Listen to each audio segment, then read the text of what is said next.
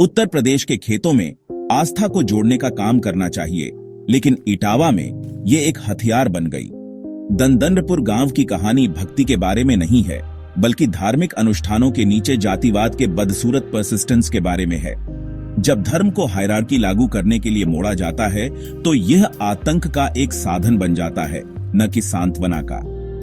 एक story teller मुकुटमणि यादव को उनके सरनेम के लिए अपमानित करना उन लोगों के हिपोक्रेसी को उजागर करता है जो एकता का प्रचार करते हैं लेकिन विभाजन का अभ्यास करते हैं।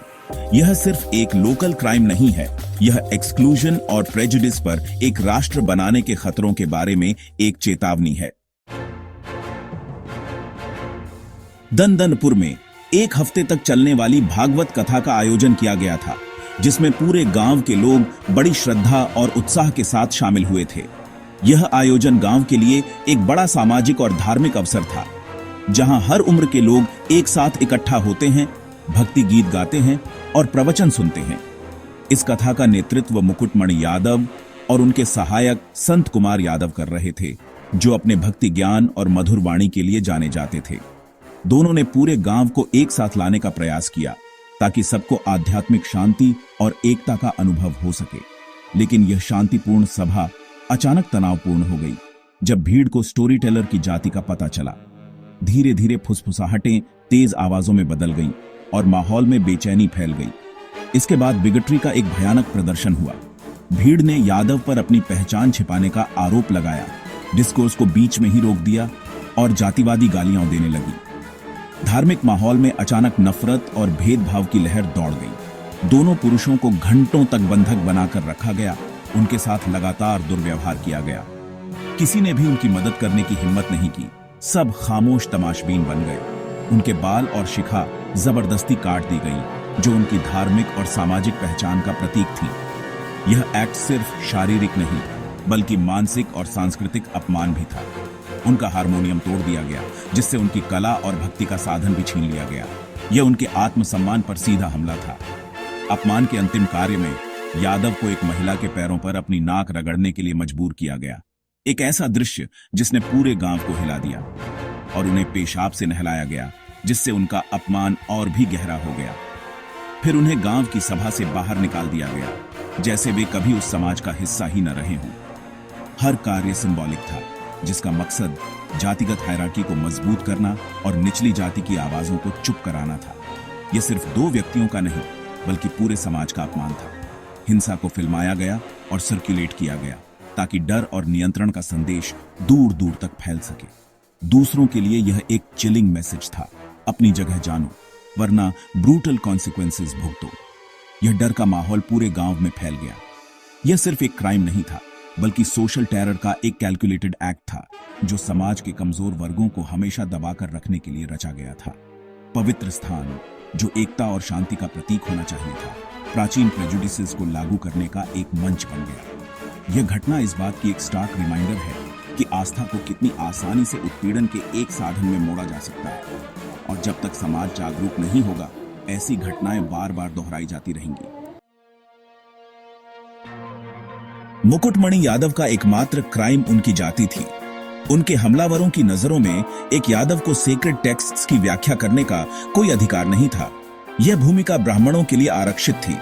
इस स्थान में कदम रखकर यादव ने सदियों से संरक्षित एक मोनोपोली को चुनौती दी। भीड़ का गुस्सा परंपरा के पोल्यूशन के बारे में था, न कि किसी वास्तविक ट्रांसग्रेशन के बारे में। यह हिंसा एक चेतावनी थी। कुछ प्रिविलेजेस अभी भी ऑफ लिमिट्स हैं, मेरिट या डिवोशन की परवाह किए बिना। हमले का मकसद उन दूसरों को टेरराइज करना था जो जातिगत रेखाओं को पार करने की हिम्मत कर सकते थे। संदेश स्पष्ट था, जाति चरित्र नहीं, आपकी जगह तय करती है। यादव का ज्ञान और डिवोशन इरेलेवेंट थे, उनका जन्म ही उनकी एकमात्र पहचान थी।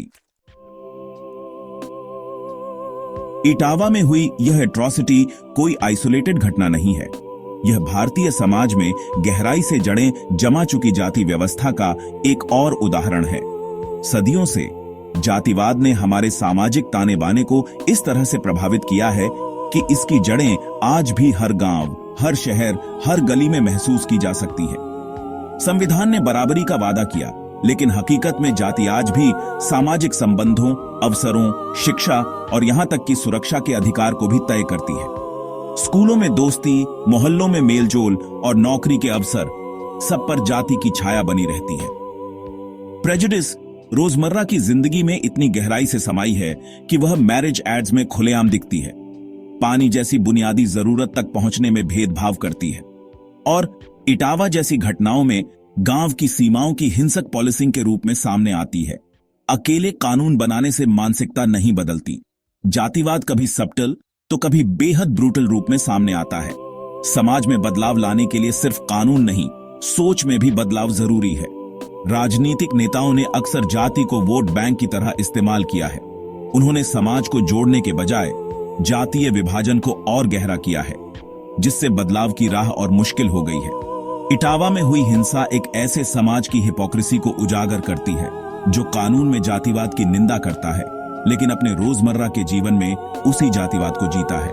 यह दोहरापन हर स्तर पर दिखता है, चाहे वह पंचायत हो या अदालत। असली बदलाव तभी आएगा जब हम अनकंफर्टेबल ट्रूथ्स का सामना करेंगे, अपनी सोच और व्यवहार को हर स्तर पर री एजुकेट करेंगे और एक ऐसे समाज की ओर बढ़ेंगे जहां इंसानियत, बराबरी और न्याय को सबसे ऊपर रखा जाए। इटावा घटना आक्रामक हिंदू राष्ट्रवाद के उदय से इंसेपरेबल है। यह एक ऐसी जमीन पर पनपता है जहां धार्मिक पहचान को राजनीतिक ताकत के लिए इस्तेमाल किया जाता है और जहां सांप्रदायिकता की जड़ें गहरी हैं। हिंदू एकता के आह्वान अक्सर जातिगत विभाजनों को अनदेखा करते हैं या गहरा करते हैं।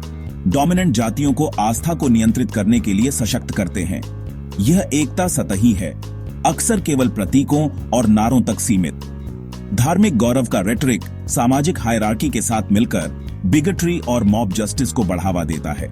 जब धर्म और जाति की राजनीति मिलती है तो न्याय की जगह अक्सर भीड़ का कानून ले लेता है। मार्जिनलाइज्ड समुदायों को एक यूनाइटेड हिंदू पहचान में शामिल होने के लिए आमंत्रित किया जाता है, लेकिन अगर वे जातिगत रेखाओं को चुनौती देते हैं तो उन्हें अपनी जगह की हिंसक रूप से याद दिलाई जाती है। यह समावेश कंडीशनल है, सिर्फ तब तक जब तक वे मौजूदा व्यवस्था को स्वीकार करते हैं। समावेश का वादा फ्रैजिल है। वास्तविकता यह है कि पुरानी पावर स्ट्रक्चर्स बरकरार हैं। बदलाव के दावे के बावजूद सत्ता उन्हीं हाथों में रहती है और सामाजिक मोबिलिटी एक भ्रम बनकर रह जाती है। यादव के खिलाफ हिंसा इस बात का प्रमाण है कि जाति धार्मिक एकता पर हावी है। जब भी कोई निचली जाति का व्यक्ति अपनी एजेंसी दिखाता है तो उसे दबाने के लिए हिंसा का सहारा लिया जाता है।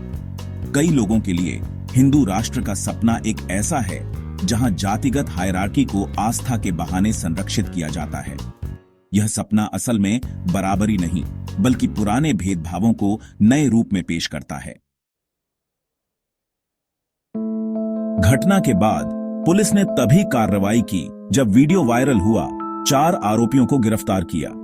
यह रिएक्टिव अप्रोच मौजूदा सरकार के तहत कानून और व्यवस्था के बारे में सवाल उठाता है।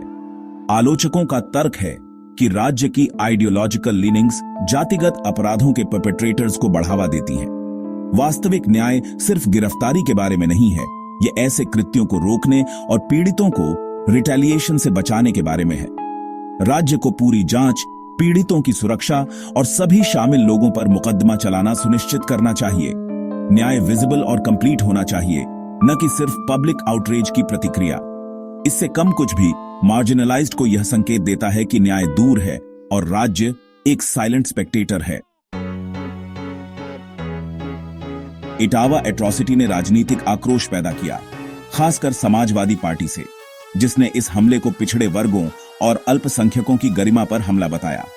अखिलेश यादव का सरकार को अल्टीमेटम एक राजनीतिक कदम और न्याय के लिए एक आह्वान दोनों था। पॉलिटिकल प्रेशर ऐसे मामलों को स्पॉटलाइट में रखता है, उन्हें भुलाने से रोकता है। हालांकि न्याय को अकेले इलेक्टोरल गेन का एक साधन नहीं बनना चाहिए। वास्तविक चुनौती यह सुनिश्चित करना है कि आक्रोश लास्टिंग सोशल रिफॉर्म की ओर ले जाए, न कि सिर्फ हेडलाइंस की ओर। ऐसी घटनाओं का पॉलिटिसाइजेशन मैसी लेकिन अकाउंटेबिलिटी के लिए आवश्यक है। अंततः लक्ष्य जातिवाद को खत्म करना होना चाहिए, न कि सिर्फ राजनीतिक पॉइंट्स स्कोर करना। इटावा घटना हमारे सोशल फैब्रिक की फ्रेजिलिटी के बारे में एक चेतावनी है। यह सद्भाव के इल्यूजन को तोड़ता है।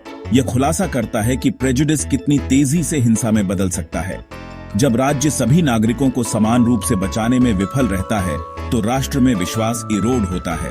लाखों लोगों को संदेश आपकी गरिमा और सुरक्षा कंडीशनल है और अपनी स्टेशन को चुनौती देना हिंसा को आमंत्रित करता है। अलगाव की यह भावना राष्ट्रीय एकता को खतरा है। जाति का निरंतर फ्रिक्शन संघर्ष के कगार पर एक समाज बनाता है। इटावा एक आइसोलेटेड इवेंट नहीं है, यह एक राष्ट्रीय अलार्म बेल है। इसे अनदेखा करने से भारत के एक प्लूरल कंपैशनेट राष्ट्र के विचार के कोलैप्स का खतरा है। मुकुटमणि यादव का ऑर्डियल इस बात का एक सबक है कि जब जाति और धार्मिक पहचान संवैधानिक मूल्यों पर हावी हो जाती है तो क्या होता है। धार्मिक राष्ट्रवाद का मार्ग विभाजन की ओर ले जाता है, न कि महानता की ओर। हमारा भविष्य न्याय, स्वतंत्रता, समानता और बंधुत्व पर निर्भर करता है। हमारे संविधान के पिलर्स। इटावा में हुए हमले ने इनमें से हर एक मूल्य पर हमला किया। बदलाव के लिए हर नागरिक को जातिवाद को चुनौती देना और लोकतंत्र का समर्थन करना आवश्यक है, न कि सिर्फ सरकार को। भारत की आत्मा की लड़ाई हमारे दिलों और दिमागों में लड़ी जाती है। हमें अभी कार्य करना चाहिए, वरना सब कुछ नफरत और विभाजन को खोने का जोखिम उठाना पड़ेगा। इटावा को इंक्लूसिव, समान भारत बनाने के लिए कैटलिस्ट बनने दें, जो हमारा संविधान वादा करता है।